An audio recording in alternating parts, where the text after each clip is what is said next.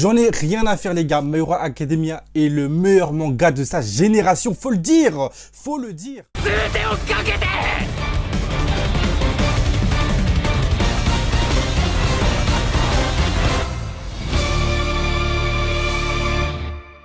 Salut les gars, salut les filles, on se retrouve aujourd'hui pour une toute nouvelle vidéo pour la critique de l'épisode 3 de My Hero Academia qui s'intitule Le Boss Final. Et franchement les gars, quelle réussite cet épisode, quel magnifique épisode. Mais les gars, je suis juste choqué à quel point cet épisode de My Hero Academia m'a touché émotionnellement. Carrément, j'ai lâché des larmes 2 fois. À quel point l'épisode, les gars, était beau, il était magnifique. Les OST étaient incroyablement bien choisis. Il y a des OST, les gars, on en reviendra durant cette critique. C'était fabuleux, c'était incroyable. Je sais pas qu'est-ce qui leur est passé par la tête, mais les studios d'animation qui a produit cet épisode est complètement fou. Bref. Avant que tu partes dans tous les sens, les gars, on va décortiquer cet épisode de fou, donc comme ce que j'ai aimé, ce que je n'ai pas aimé. Donc maintenant que tout est dit, commençons les refs. On va commencer les gars avec ce qui se fait de mieux, avec le début d'un épisode comme ça. L'introduction. On commence avec une introduction assez banale avec le fait que Bakugo se relève après la blessure mortelle que Shigaraki lui a faite. Et là, on a un regard entre Katsuki Bakugo et Izuku Midoriya qui est magnifique. Après, t'as l'opening et là, on nous rebalance avec les gens dans la montagne, dans des endroits, dans des églises et tout, qui prient et que tu vois que littéralement le climat est en train de se dérégler, qui est littéralement lié à ce qui est en train de se passer au Japon. Et on voit que le combat a des répercussions sur tout le globe, ce qui est totalement fou les gars. Et c'est là que je l'ai dit d'ailleurs dans l'épisode précédent, que le problème en fait des autres pays, c'est qu'en fait ils se rendent pas compte à quel point ce qui est en train de se passer au Japon, c'est primordial pour l'avenir de l'humanité en fait. Et c'est là que de toute façon on le voit avec du coup les journalistes, avec les gens, c'est qu'il y en a, ils font leur vie, il y en a qui sont au courant de ce qui est en train de se passer, c'est une folie. Il y en a qui littéralement on vit leur vie, il y en a qui font des prières, il y en a qui pleurent. Et c'est là que je me dis franchement les gars, c'est juste beau en fait. Parce qu'en fait My Hero Academia est littéralement en train de montrer notre monde.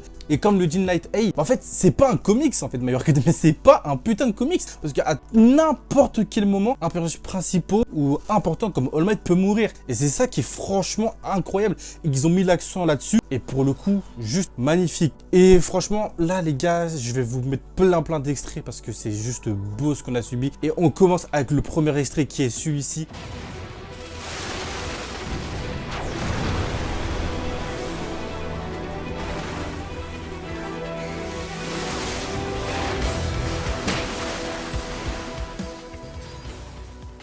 Et là les gars, on a affaire à une scène totalement magnifique où il y a Katsuki Bakugo qui part sauver All Might avec le coup de main de Izuku. Tout autant, tu as l'extrait avec le bon vieux Shigaraki qui dit qu'avec la mort de All Might, ça permettra à son rêve de se réaliser. Mais c'est ça qui est beau parce qu'en fait, tu le vois dans ce moment-là que tu as tout le Japon qui suit ce qui est en train de se passer. Tu vois des inconnus, tu vois des gens ordinaires, tu vois des gens qui prient, tu vois des gens qui pleurent, frère. Et tu te dis, mais les gars, ce combat a une destinité, mais totalement folle, en fait. Carrément, j'en viens à inventer des mots. Et t'as le flashback de Bakugo qui dit que j'ai provoqué la chute de Might. Non, frérot, t'as pas provoqué la chute de Might. T'as sauvé la chute d'All Might, frère. Et c'est incroyable. Ce parallèle qui rend l'épisode encore plus émouvant en fait. Et c'est là que je me dis, je sais plus comment il s'appelle l'auteur, mais merci pour ce que tu nous viens de créer parce que franchement c'est magnifique. Pour sublimer tout ça, t'as littéralement un OST totalement héroïque. Les gars, je sais pas si je pourrais vous retrouver cet OST, mais si je peux, je vous le mettrai parce qu'il est juste incroyable. Et là, t'as tout le monde qui se demande mais qui a sauvé All Might. Et là, t'as cet enfant-là du film, je sais plus c'est quel film de My Hero Academia, qui dit le nom de Katsuki. C'est incroyable. Et en fait, tu as le petit flashback qui nous fait comprendre en fait comment Bakugo a littéralement survécu à la blessure de Shigaraki. Et en fait, on nous fait comprendre que littéralement, c'est littéralement des bulles de sueur dans son corps qui l'a réveillé. Et c'est là que tu te dis qu'en fait, c'est littéralement aussi sa volonté qui lui a permis en fait de revenir en fait d'entre les morts en fait. C'est ça que je me dis qu'il a tellement eu une volonté de faire, il a tellement une volonté de héros que sa volonté lui a permis de revenir à la vie. Et ça, franchement les gars, c'est vraiment fort. Et tu as une scène avec All Might qui dit de venir vers lui pour qu'il lui transmette quelque chose.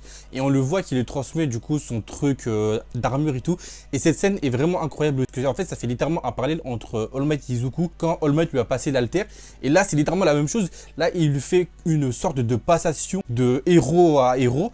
mais vraiment de héros, par exemple, du statut de All Might à le statut de Bakugo, qui le permet comme si Bakugo venait d'obtenir le One for All. Et c'est ça que je me dis qu'il y a des parallèles dans ce manga qui sont tellement bien faits que en fait tu n'as même pas besoin d'expliquer le pourquoi du comment, qu'en fait tu comprends avec des simples images comme celle-ci, les gars, que oui, tout ça est juste une passation de héros à héros. Et au même moment, on découvre que plein de héros ont disparu, on ne sait pas pourquoi. Et d'un coup, là, on revoit le retour de Lady Nagant, une personnage que je pense sera très important pour la suite du récit et que je suis pressé de la voir rentrer en action. Avant de revoir Lady Nagant revue en action, les gars, faut revenir à cette scène où tu as littéralement All for One qui se demande en fait pourquoi mes plans ne fonctionnent pas depuis un certain temps, pourquoi je n'arrive pas à obtenir ce que je veux. Et là, tu as cette scène-là.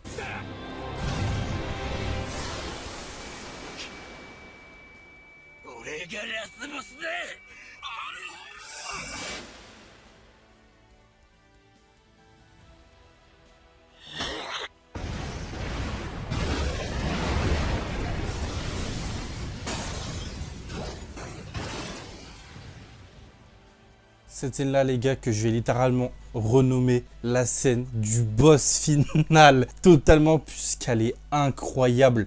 Et franchement, merci Bakugo pour nous proposer une telle masterclass. Et en parallèle, on découvre aussi qu'il y a des gens qui, du coup, ont été évacués par rapport à tout ce qui est en train de se passer. Qu'il y a des héros qui étaient littéralement en KO, qui sont en train d'être sauvés. Et ça, c'est plutôt pas mal aussi. Parce qu'en vrai, on oublie tellement qu'il y a un combat important qu'on oublie en fait les dégâts qui ont été causés par rapport à ce combat-là. Et c'est pour ça que je me dis que c'est aussi important de montrer à quel point ce combat final a proposé des dégâts mais totalement monstrueux en fait, à l'échelle des niveaux héros.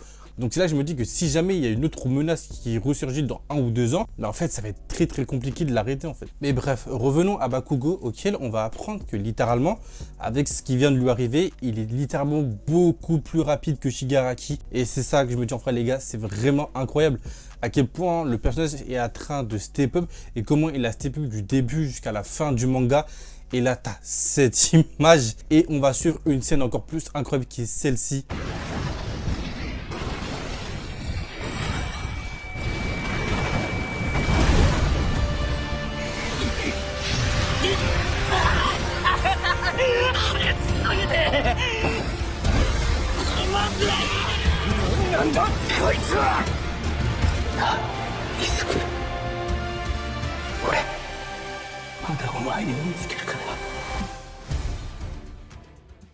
Et tu vois Bakugo qui lui affiche une dernière attaque mais totalement dévastatrice avec les barons de Bakugo qui regardent ce qui est en train de se passer. Mais franchement les gars, les émotions de cette scène.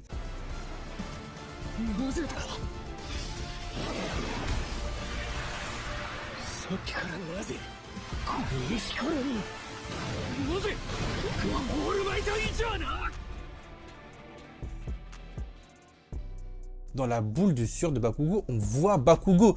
Et là, tu as le regard littéralement de All for One qui se demande mais comment c'est possible qu'un caillou me gêne autant en fait? Et oui, et c'est là qui est la force du personnage d'All for One, c'est qu'en fait, il sous-estime tellement les héros qu'en fait c'est ça son point faible en fait. C'est le fait de sous-estimer certains héros qui lui causera sa perte. Et c'est pour ça que pour moi My Hero Academia les gars est l'un des meilleurs mangas. Et ne serait-ce le meilleur manga de sa génération.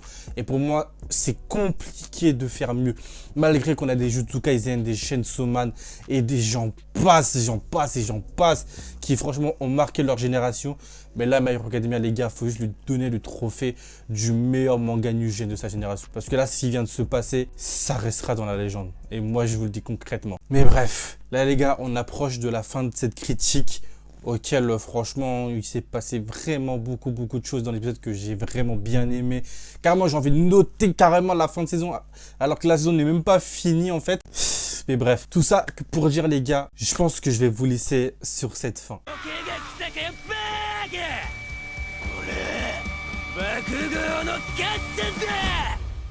N'oubliez pas de commenter, liker et partager. Et on se dit à la prochaine pour une prochaine vidéo. Salut tout le monde.